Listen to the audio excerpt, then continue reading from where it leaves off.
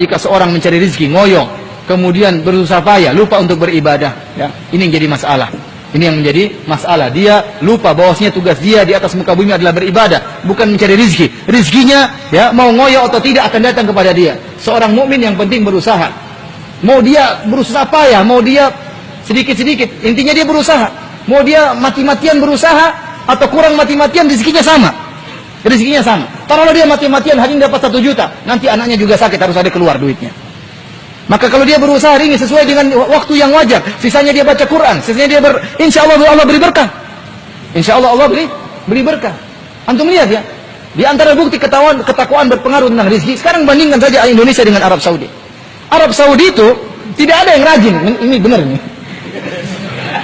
Antum pergi kantor-kantor, mana ada yang rajin kemudian bekerja banting tulang seperti kita, part time, tambahan time, dan time yang lainnya. Banting tulang, tapi subhanallah duitnya segitu-segitu aja.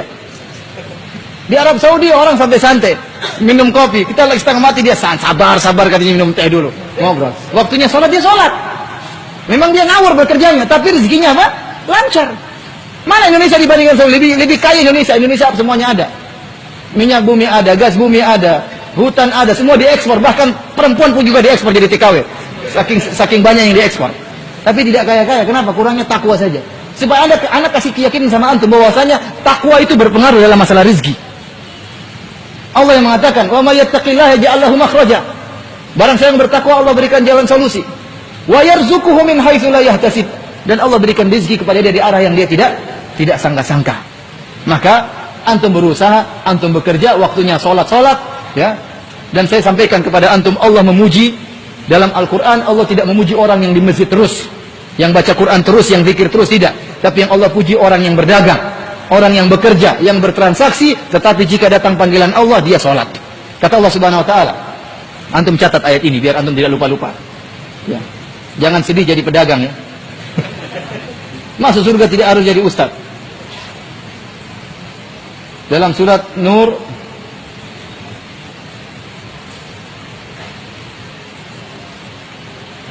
ayat 37. Surat 24 ayat 37.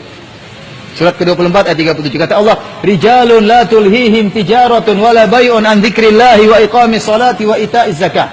Yakhafuna yawman tataqallabu fihi al-qulub wal absar." Para lelaki yang mereka berdagang, mereka bertransaksi, tetapi perdagangan mereka dan transaksi mereka tidak melalaikan mereka dari mengingat Allah, dari salat. Ini yang Allah uji, Allah puji orang-orang seperti ini. Kenapa mereka hebat? Mereka harus cari rezeki. Kenapa? Karena mereka punya tanggung jawab untuk ngurus anak dan istri. Mereka harus bekerja. Kenapa? Mereka ingin menafkahi orang tua mereka. Tetapi pekerjaan tersebut tidak melalaikan mereka untuk salat, untuk berzikir kepada Allah, untuk mengingat hari kematian, untuk ikut pengajian, untuk bersedekah, untuk baca Quran. Ini yang hebat seperti ini. Ini yang Allah puji. Maka saya katakan, Allah tidak memuji orang di masjid terus baca Quran terus nggak pernah bekerja. Tidak, ini tidak pernah disebut dalam Al-Quran. Justru sebaliknya, Allah memuji orang yang bekerja, namun pekerjaannya tidak melalaikan dia dari apa? Dari mengingat Allah Subhanahu wa taala. Dan husnudzon kepada Allah. Allah tidak akan biarkan kita kalau kita bertakwa kepada Allah. Antum dulu waktu dalam perut, siapa yang kasih rezeki?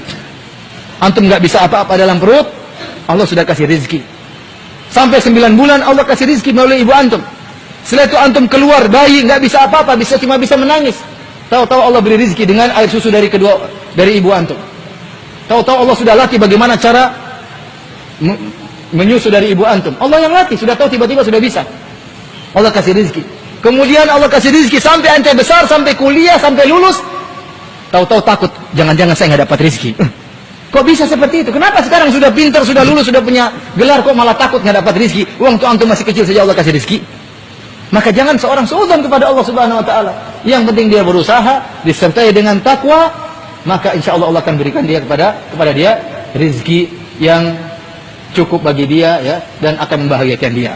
Wallahu ta'ala alam bisawab.